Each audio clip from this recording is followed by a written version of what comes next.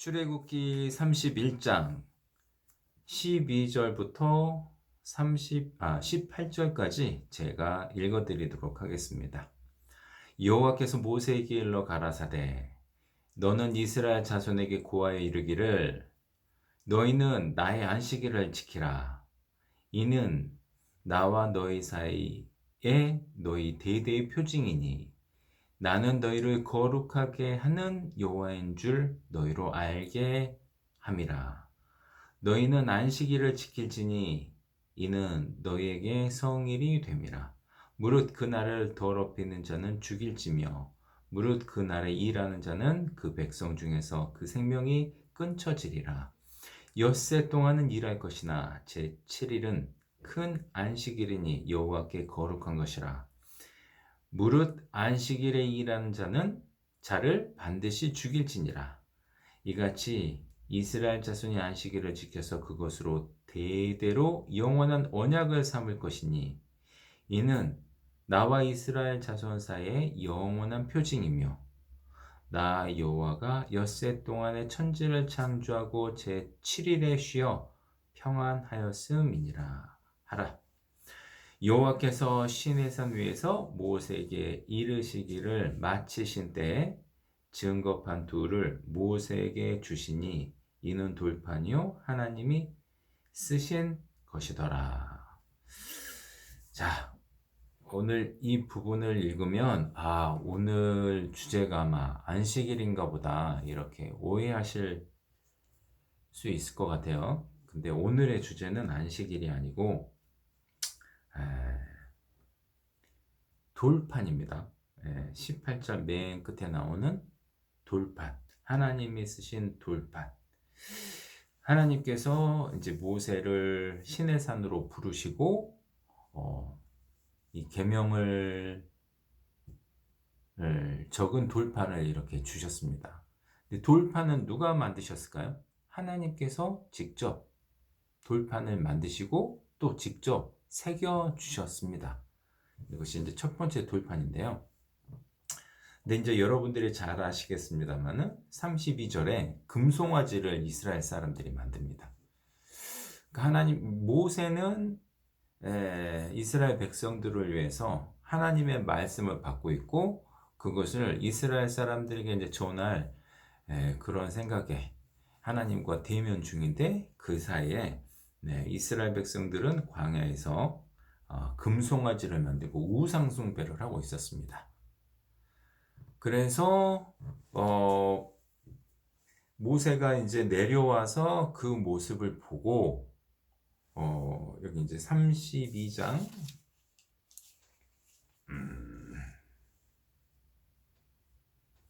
19절에 보면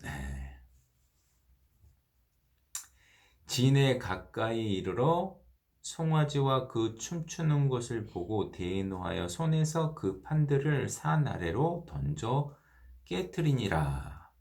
깨트렸습니다.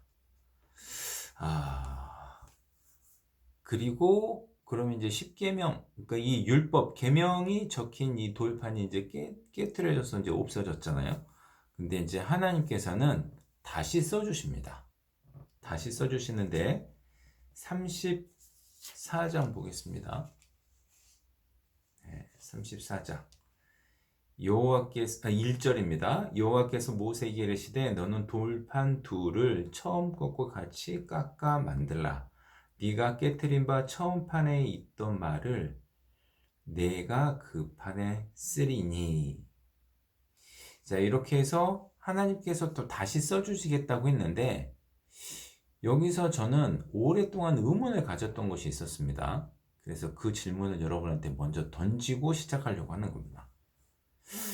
두 번째 돌판을 만드실 때는 왜 하나님께서 직접 만들어주지 않으셨을까? 처음에는 돌판도 직접 만드시고 그 다음에 글도 써주셨는데 그걸 다시 해주실 때는 돌판은 만들어 와라. 그러면 처음 판에 있던 말을 내가 그 판에 써주겠다. 이렇게 얘기하시거든요. 여러분은 다 알고 계신가요? 그래서 저는 오랫동안 이게 정말 궁금했습니다. 이제 전도인 돼서도 궁금해가지고 그때 선임 전도인한테 물어봤습니다. 이게 도대체 어떤 의미가 있을까요? 처음에는 하나님께서 직접 만드셨는데 두 번째도 만드셔도 크게 문제가 없을 것 같은데 왜 두 번째는 이렇게 굳이 사람에게 만드시게 하셨을까요? 저는 이제 오랫동안 궁금증이었는데 이제 그 선임 전도인이 저한테 이렇게 얘기를 해줬습니다. 그거 충분히 아실 수 있을 것 같은데요. 잘 생각해 보세요. 그렇게 얘기하고 안 해주시더라고요. 그 다음에 시간이 지난 다음에도 여전히 저기 잘 모르겠길래 다시 여쭤봤습니다. 그랬더니 다시 잘 생각해 보라고 하고 끝났습니다. 그리고 이제 더 이상 대답을 못 들었고, 그리고 오랜 시간이 지나고, 그 이후로도 오랜 시간이 지나고, 이제 성경을 보다가, 이건 것 같다. 나름대로 이렇게 좀 정리한 바가 있어서 이것을 좀 나누고자 함입니다. 이게 제가 지금 묵상한 분이 무조건 맞다. 이렇게 말씀드릴 수 있는 부분은 아닌데, 오늘 한번 제가 묵상한 부분을 여러분한테 말씀을 드려볼 테니, 맞는지 아닌지 좀 확인해 보셨으면 좋겠습니다. 먼저 이 하나님께서는 이 계명을 이렇게 이제 써 주셨는데 이 계명을 돌판에 이제 써 주셨는데 이것은 이제 친히 하나님께서 이제 만들어 주신 거잖아요. 여기 이제 32장 16절에 보시면 그 판은 하나님이 만드신 것이요 글자는 하나님이 쓰셔서 판에 새기신 것이라. 그러니까 맨 처음에는 하나님께서 직접 만드시고 직접 써주시는 게 틀림없습니다. 그러면 이 하나님의 계명, 이것은 이제 하나님께서 분명히 쓰셨다고 되어 있는데 이 하나님의 계명은 하나님의 의로움을 나타내고 하나님의 그 기준을 이렇게 보여주시는 거라고 할 수 있습니다. 내가 이 정도의 기준을 원한다. 그러니까 너희는 이것을 지켜라.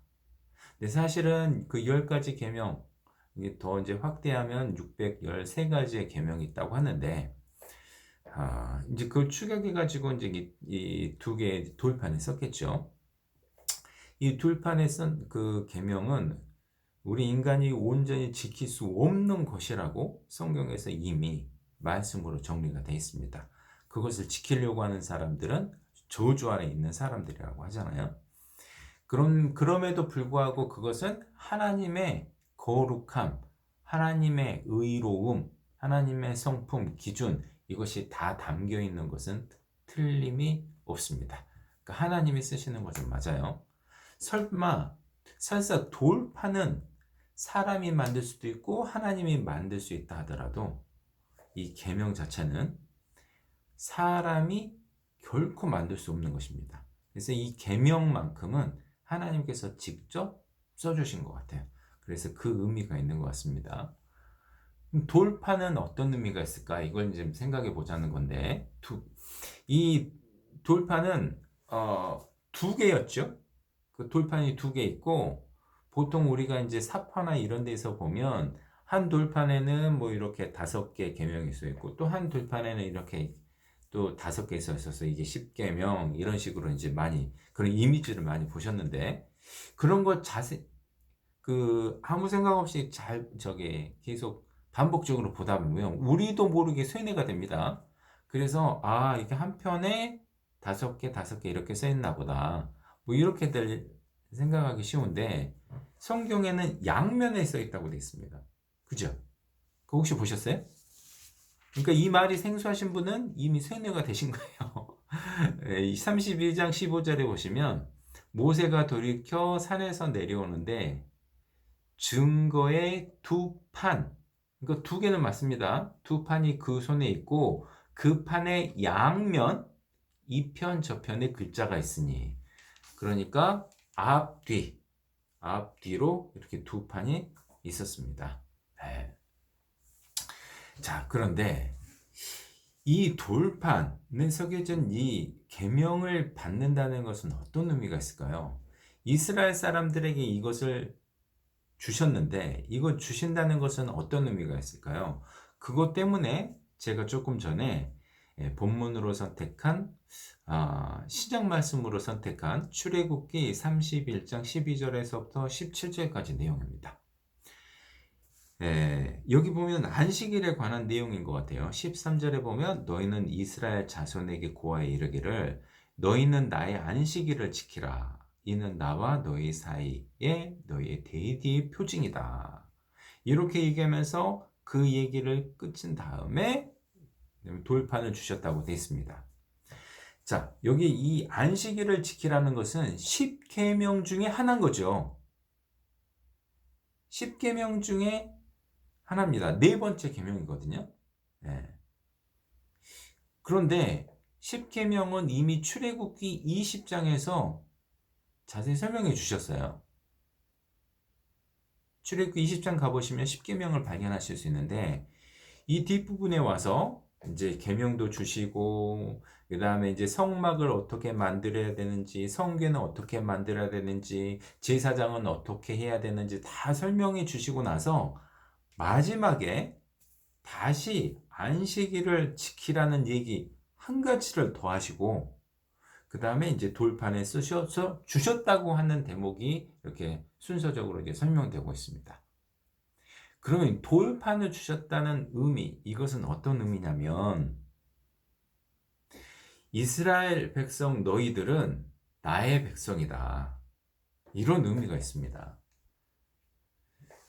이 10계명 중에 특히 안식일만 딱 선택해서 말씀하신 이유가 있는데 이것이 안식일을 지키고 안 지키고가 이스라엘 사람의 정체성과 아주 밀접합니다.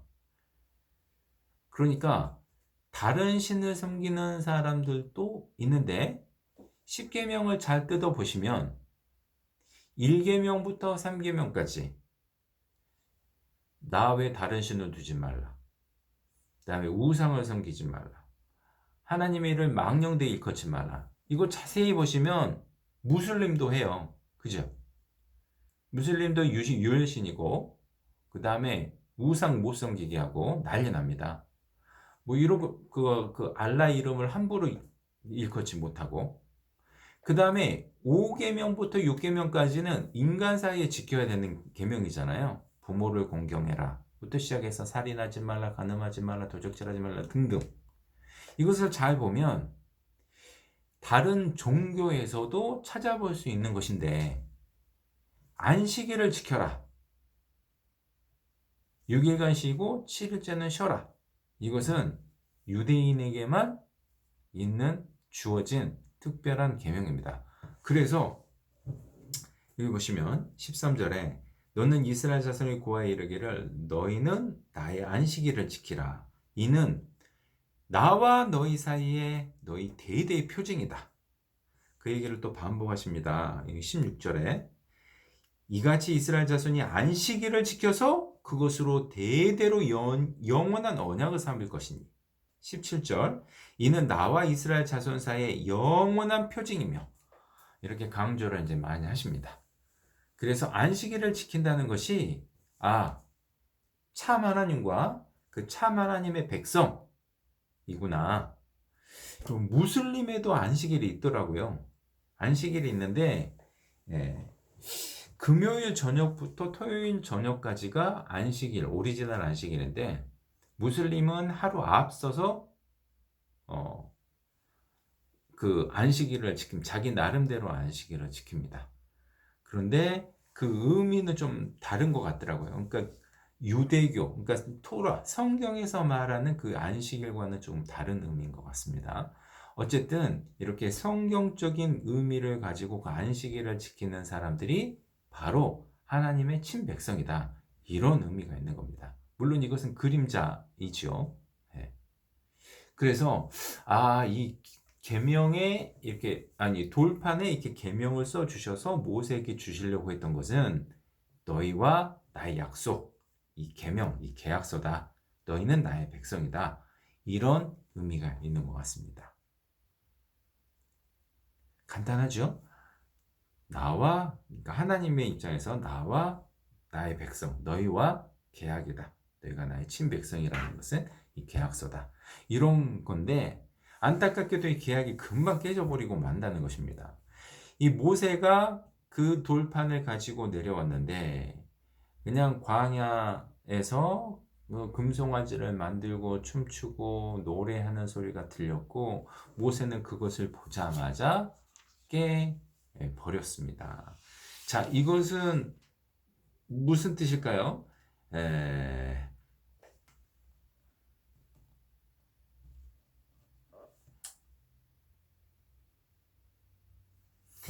에, 이 돌판이 깨졌다는 것은 돌판이 깨진 이유는 그들이 금송아지를 섬겼기 때문이고 그 금송아지를 섬겼다는 것은 하나님을 속히 떠났기 때문입니다. 하나님을 이렇게 속히 떠났다는 말씀이 있는데 제가 그것을 다시 찾아보려고 하니까 눈에 안 띄네요. 예.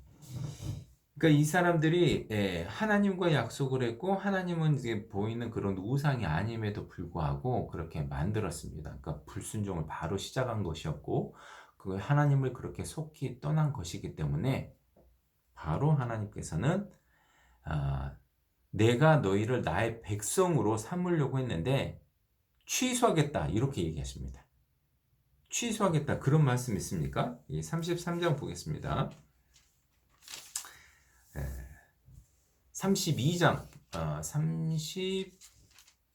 10절 보겠습니다.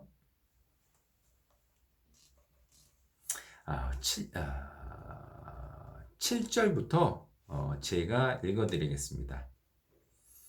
여호와께서 모세에게 이르시되 너는 내려가라. 네가 애굽 땅에서 인도하여 낸 네 백성이 부패하였도다. 그들이 내가 그들에게 명한 길을 속히 떠나 자기를 위하여 송아지를 부어 만들고 그것을 숭배하며 그것에게 희생을 드리며 말하기를 이스라엘아 이는 너희를 애굽 땅에서 인도해낸 너희 신이라 하였도다. 여호와께서 또 모세에게 이르시되 내가 이 백성을 보니 목이 곧은 백성이로다. 10절입니다. 그런즉 나대로 하게 하라. 내가 그들에게 진노하여 그들을 진멸하고 너로 큰 나라가 되게 하리라.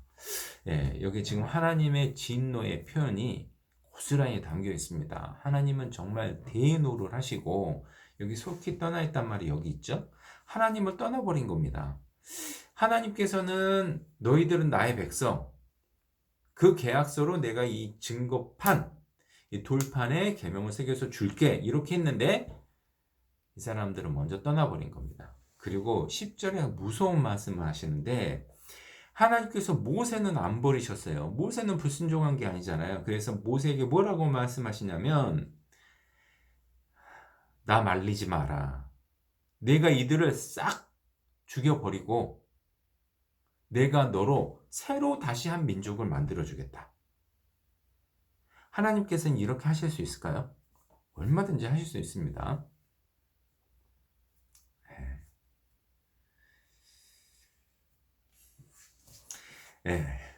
그래서 하나님께서는 이들을 그냥 거의 포기할 듯이 말씀하신 거예요.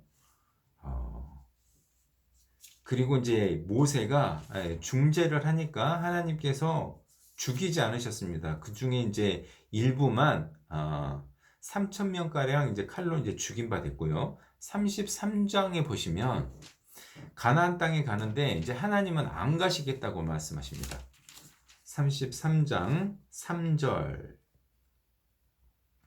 너희로 젖과 꿀이 흐르는 땅에 이르게 하려니와 그래 내가 죽이진 않고 네가 그렇게 중재하니 내가 가나안 땅에 이르게는 해주겠다. 근데 나는 너희와 함께 올라가지 아니하리니 이는 너희는 목이 곧은 백성인즉 내가 중로에서 너희를 진멸할까 염려함이니라 하시니라.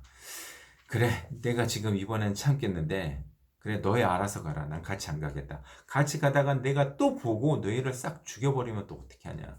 이제 이런 말씀을 하시는 겁니다. 그러니까 하나님께서는 자기 백성으로 삼으시려고 했는데 이 백성들이 그냥 떠나버리니 다시 이렇게 이제 대노를 하신 겁니다. 이스라엘 백성들은 처음부터 이렇게 안 믿었습니까? 아니에요. 출애굽할 때 바다를 건너기 전에 이스라엘 사람들이 여호와께서 보신 큰 일을 보고 여호와와 그 종 모세를 믿었더라 그랬거든요.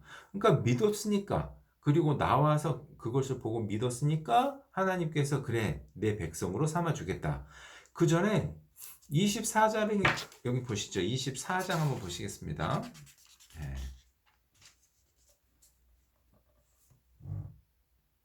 24장 3절.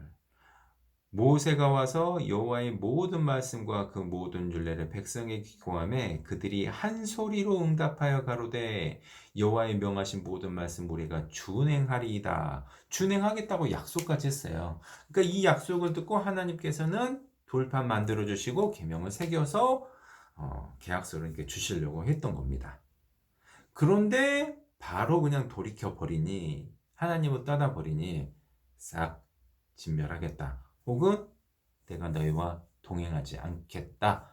이렇게 얘기하신 겁니다. 자, 이스라엘 백성에게는 크나큰 위기였습니다. 그런데 모세가 이런 얘기를 듣고 마음이 너무 아팠어요. 그래서 이제 모세가 중재에 나섰는데 32장 아까 10절에 보셨죠? 다 진멸하고 너로 큰 나라가 되게 하겠다고. 11절에서 보시면 모세가 그 하나님 여호와께 구하여 가로되 여호와여 어찌하여 그 큰 권능과 강한 손으로 애굽 땅에서 인도하여 내신 주의 백성에게 진노하시나이까. 여기 보면 모세는 주의 백성이라고 얘기했죠. 근데 하나님은 조금 전에 뭐라고 하신 줄 아세요? 네 백성이라고 그래. 내 백성이 아니고 네 백성.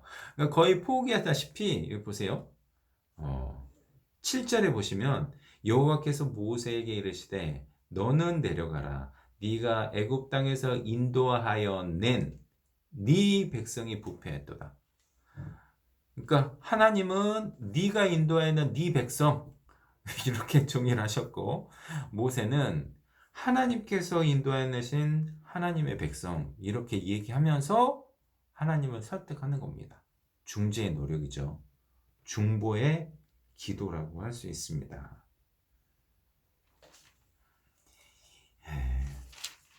그러면서 12절 어찌하여 애굽 사람으로 이르기를 여호와가 화를 내려 그 백성을 산에서 죽이고 지면에서 진멸하려고 인도하여 내었다 하게 하려 하시나이까. 주의 명렬한 노를 그치시고 뜻을 돌이키사 주의 백성에게 이 화를 내리지 마옵소서. 이렇게 얘기를 합니다. 심지어 33절 보시면 32절에 보시면 그러나 합의하시면 이제 그들의 죄를 사하시옵소서. 그렇지 않사하면 원컨대 주의 기록하신 책에서 내 이름을 지워버려 주옵소서. 저는 정말 이 부분은 이해 안 됩니다. 아직까지도 이해 못하고 나중에 모세한테 물어봐야 될 것 같아요. 어떻게 이런 얘기를 할 수 있는지. 그러니까 내 이름을 생명책에서 지우더라도 이 사람들 살려주세요. 이런 얘기를 했던 겁니다. 대단하지 않습니까? 이렇게 간절한 중재가 있어서 하나님께서는 마음을 돌이키십니다. 자, 이 모세의 이 모습은 그리스도의 그림자죠. 예수 그리스도의 그림자입니다. 모세가 이스라엘 사람들을 이제 책망을 해요.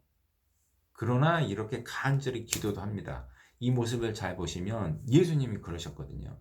예수님이 외식하는 서기관과 바리새인들이 하면서 책망은 이렇게 따끔하게 하면서도 그들을 위해서 기도하셨어요. 자기를 십자가에 못 박으실 때도 저들의 죄를 사하여 주옵소서. 자기들이 하는 일을 알지 못함입니다. 이렇게 계속 기도하시거든요. 그리고 예수님께서 자기 목숨을 버리셔서 온 세상 사람들의 그 죄를 사해 주신 것처럼 모세는 마치 생명책에서 자기 이름을 지우고라도 이 이스라엘 백성을 위해서 신원을 했던 것이 그 큰 그리스도의 사랑을 그림자로 보여주고 있다고 할 수 있습니다.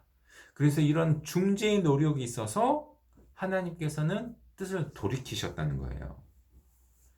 32장 14절 보시면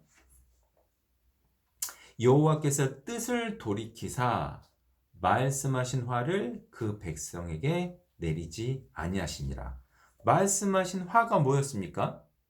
이 백성을 진멸하고 모세 너에게 새로운 민족을 만들어 주겠다. 하나님 능력으로 충분히 가능하잖아요. 그런데 그렇게 안 하신 겁니다. 뿐만 아니라 그래 내가 이 뜻은 돌이켰지만 같이 가지는 않을 거야 이렇게 말씀하셨잖아요. 근데 그 뜻도 돌이키십니다. 보시면 33장 3절에 너희로 젖과 꿀이 흐르는 땅에 이르게 하려니와 나는 너희와 함께 올라가지 아니하리니 이렇게 얘기를 했더니 12절에 보시겠습니다. 33장 12절 모세가 여호와께 고하되 보시옵소서 주께서 나더러 이 백성을 인도하여 올라가라 하시면서 나와 함께 보낼 자를 내게 지시하지 아니하시나이다. 나와 함께 보낼 자가 누굴까요? 아론? 여호수아? 같이 동행할 사람입니까? 아닙니다. 하나님이에요. 14절 여호와께서 가라사대 내가 친히 가리라. 내가 너로 평케하리라. 15절 모세가 여호와께 고하되 주께서 친히 가지 아니하시려거든 우리를 이곳에 올려 보내지 마옵소서. 그러니까 하나님 나와 함께 보낼 자 그분이 하나님이셨어요. 하나님이 안 가겠다고 하니 어떻게 합니까? 같이 가주세요. 같이 가지 않으시려는 건 우리도 보내지 마세요. 그렇게 했더니 하나님께서 내가 친히 가리라 그랬던 겁니다. 야, 모세 정말 대단하지 않습니까? 그리스도, 예수 그리스도의 모습을 아주 잘 보여주고 있다고 할 수 있습니다.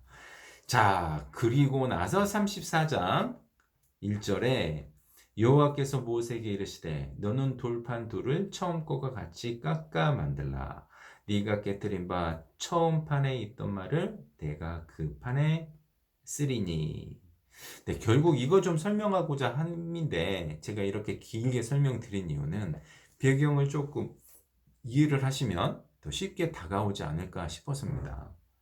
제가 말씀드릴 부분은 의외로 간단하고 짧을 수 있습니다. 자, 보세요. 맨 처음에 하나님께서는 직접 만드셨고 돌판을 직접 만드셨고 그 위에다 직접 계명을 주셨는데 왜 두 번째는 모세에게 깎아 만들라. 내가 다시 계명을 주시겠다. 이렇게 하셨을까요? 자, 여기 참고로 여기 잡으시고 전도서 7장을 한번 찾아보겠습니다.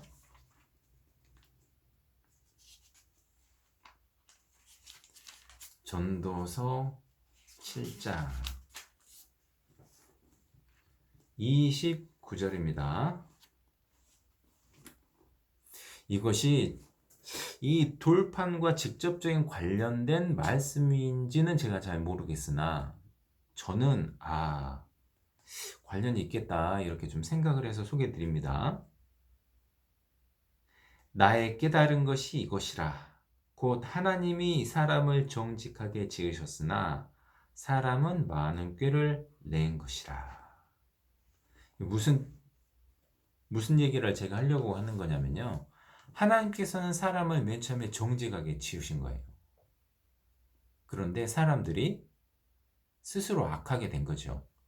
이게 아담이었습니다. 하나님은 사람을 정직하게 만드셨어요. 우리는 정직하지 않죠. 나 때부터 죄인이었잖아요. 죄인되게 살고 우리가 그 정직하려고 노력을 하는 것이죠. 하나님의 주신 센서가 있어서 양심이 있어서 그리고 이제 그리스도인으로서 살 수 있는 성령을 부어주셔서 지금은 그렇게 살려고 하고 있지만 맨 처음에는 하나님께서 사람을 정직하게 지으셨어요. 하나님이 직접 하나님이 만든 돌판, 사람이 만든 돌판, made by God, made by man. 차이가 있을까요? 없을까요? 너무 많을 텐데 하나님께서 직접 만드셨다는 겁니다. 정직하게. 그리고 계명까지 주셨는데 스스로 그것을 자기 죄로 인하여 깨뜨릴 수밖에 없는 상황이 이루고 말았다. 두 번째는 직접 만들어 오라고 하신 겁니다. 하나님께서는 죄인된 우리들에게 너희 마음을 다오 이렇게 만드신 겁니다. 우리 돌판이 마음이라고요? 저는 그 해답을 고린도 후서에서 찾았어요. 보세요. 고린도 후서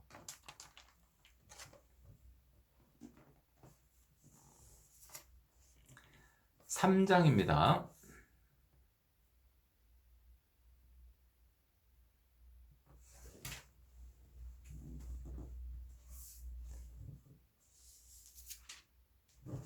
3장 3절입니다. 너희는 우리로 말미암아 나타난 그리스도의 편지니 이는 먹으로 쓴 것이 아니요 오직 살아계신 하나님의 영으로 한 것이며 또 돌비에 쓴 것이 아니요 오직 육의 신비에 한 것이라. 여기 돌비가 나오고 신비가 나오지 않습니까?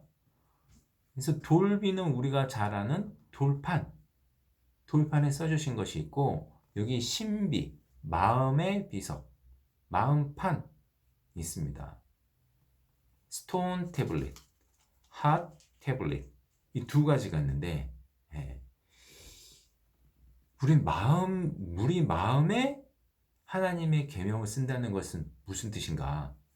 조금 전에 그래서 제가 이 돌판에 계명을 쓴 것이 무슨 의미인가를 제가 설명드린 거예요. 하나님께서는 직접 이게 만드셔서 너희는 나의 백성임을 증거한다, 증명한다, 마치 증명서 혹은 계약서와 같은 것을 주려고 하셨던 거예요. 근데 그게 깨졌잖아요. 이제 그런 깨진 입장에서 우리가 다시 하나님의 백성이 되기 위해서는 우리가 직접 또 다른 돌판을 만들어야 되는데, 그것은 돌로 만든 것이 아니라 우리 신비를 만들어서 거기에 새겨야 된다는 뜻입니다. 우리 마음을 가지고 우리가 드려야 되는 거예요. 여기다 써주세요. 여기다 사인해 주세요. 이렇게 해야 된다는 거라고 저는 생각을 했습니다. 이 신비에서 저는 이런 의미가 있었구나. 저는 그렇게 생각을 했습니다. 이 일을 이루기 위해서 모세는 그림자로 활동을 했지만 우리 예수님께서 직접 모든 죄를 사하시는 그런 희생을 하셨고, 또 성령께서 역사하셔서 우리를 이끌어 주셨어요. 그리고 중재를 해주신 거예요. 우리를 위해서 기도하시고. 그래서 우리는 해야 될 건 뭡니까? 우리의 돌판, 새로운 돌판을 직접 만들어 가지고 갖고 간다는 얘기입니다. 하나님께서는 맨 처음에 스스로 만드셔가지고 모든 사람을 정직하게 만드셨는데, 한 사람을 정직하게 만드셨고 그렇게 다 모든 사람이 되길 바라셨는데, 그게 깨져 버렸으니 이제는 우리 스스로 마음을 가져와야 된다. 가져온 사람들에게는 하나님께서 성령을 해주시고 하나님의 백성으로 삼으시겠다는 뜻이죠. 우리 마음 신비에 새겨야 될 건 뭡니까? 하나님의 의, 하나님의 기준, 하나님의 거룩하심, 이것을 새기는 겁니다. 자, 그렇게 하는 것은 우리에게 어떤 의미가 있을까요? 마음에 쓰는 것. 여기 보시면 사실은 고린도 후서 이렇게 3장 이 부분은요, 여기 3장 1절부터 제가 읽어볼게요. 우리가 다시 자천하기를 시작하겠느냐? 우리가 어찌 어떤 사람처럼 청거서를 너희에게 붙이거나 혹 너희에게 맞거나 할 필요가 있느냐? 너희가 우리의 편지라 우리 마음에 썩고 무엇 사람이 이를 알고 읽는 바라. 이게 무슨 뜻이냐면요, 사도 바울이 고린도 성도들에게 이제 쓴 편지잖아요. 근데 그 고린도 그리스도인들은 문제가 많았습니다. 특별히 이제 바울에 대한 불신이 컸어요.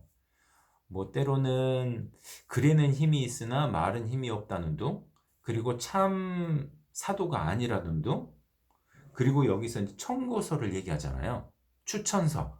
그러니까 이게 베드로나 야고보가 이 사람 너희에게 보내는 사도니 잘 같이 교제해 이렇게 해주는 그런 추천서가 없었다는 거예요. 추천서가 없으니 이제 고린도 성도들은 얘기를 하는 겁니다. 아, 저 사람 추천서도 없잖아. 저 사람 진짜 사도 맞을까? 막 이렇게 얘기를 했던 거예요. 그러니까 3장 1절에 우리가 다시 자천하기를 시작하겠느냐? 우리가 스스로 그럼 자천할까? 우리가 어찌 다른 사람처럼 청구서를 너에게 붙이거나 혹 너에게 맞거나 할 필요가 있느냐? 우리 그런 거 없는데. 근데 진짜가 있다. 진짜가 있다. 추천서보다 더 효과가 더 좋은 게 있다. 그게 뭐냐면 너희다. 너희가 우리의 편지라 우리 마음에서 꼭 무사람이 알고 있는 바라 하면서 여기 이제 3절에 다시 우리 신비에 썼다고 하는 거예요. 그럼 너희는 뭡니까?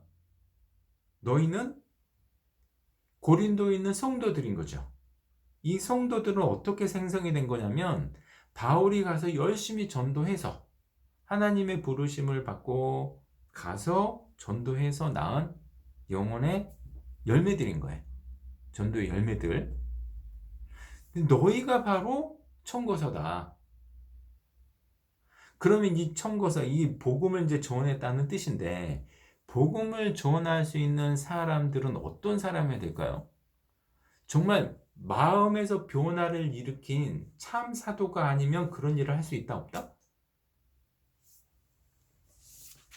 3절 너희는 우리로 말미암아 나타난 그리스도의 편지니 이는 먹으로 쓴 것이 아니요 오직 살아계신 하나님의 영으로 한 것이며 하나님의 영으로 썼어요.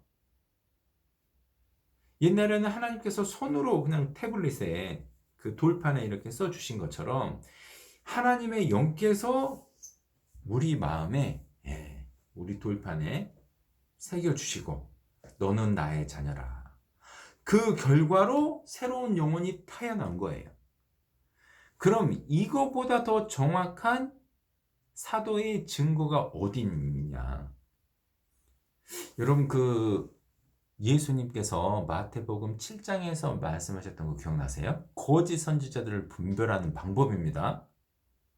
뭡니까? 거짓 선지자를 분별하는 방법 딱 한 가지예요. 열매를 보고 그들을 알지니. 열매를 보고 그들을 알지니. 나쁜 나무가 좋은 열매를 맺을 수 없고 좋은 나무가 나쁜 열매를 맺을 수 없다. 그게 가장 정확한 거짓 선지자를 분별하는 방법이에요. 그러면 내가 참 사도인지 아는 방법이 무엇이냐? 너희가 그 증거다. 그러면 내 안에 어떤 게 심겨졌길래 내가 그것을 너희에게 전했을까? 그리고 너희가 지금 현재 그런 모습으로 거듭났을까? 이것보다 더 정확한 증거가 있을까?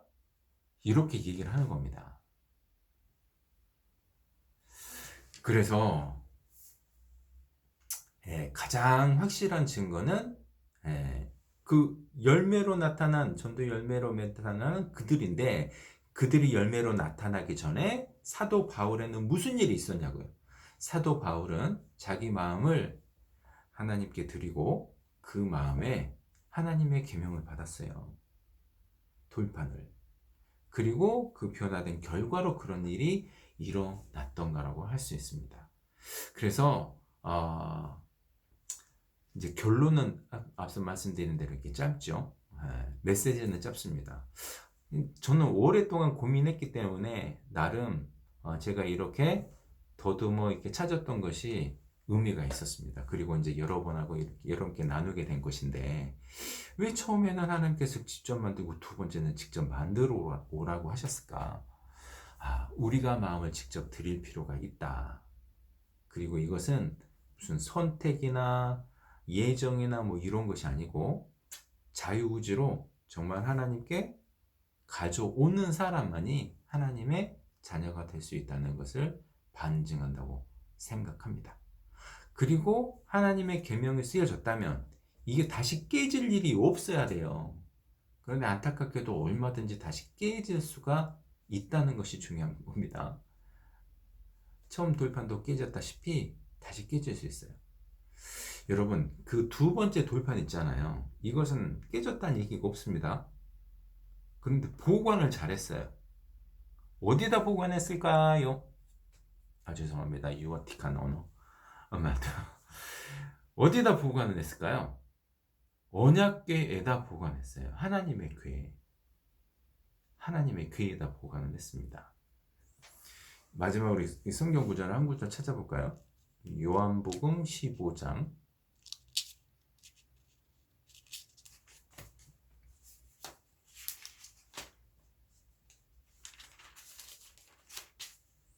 15장 4절입니다. 4절.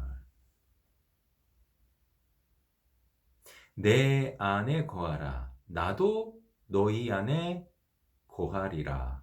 너무나 유명한 말씀이고 간단한 말씀이죠.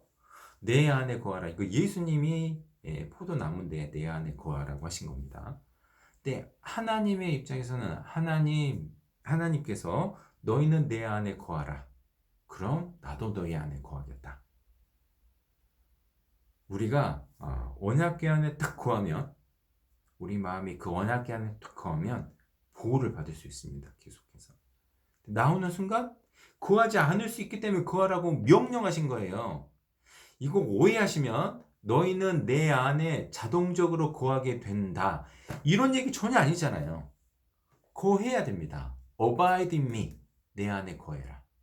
그래야 나도 너희 안에 거하고 그것으로 통해서 열매도 맺고 그리스도의 편지도 나타나게 된다는 뜻입니다. 그래서 우리가 두 번째 돌판이구나 이 마음이 그거 잘 생각하시면서 그리스도인으로서 조금 방향을 좀 잡으시는데 도움이 되셨으면 좋겠습니다.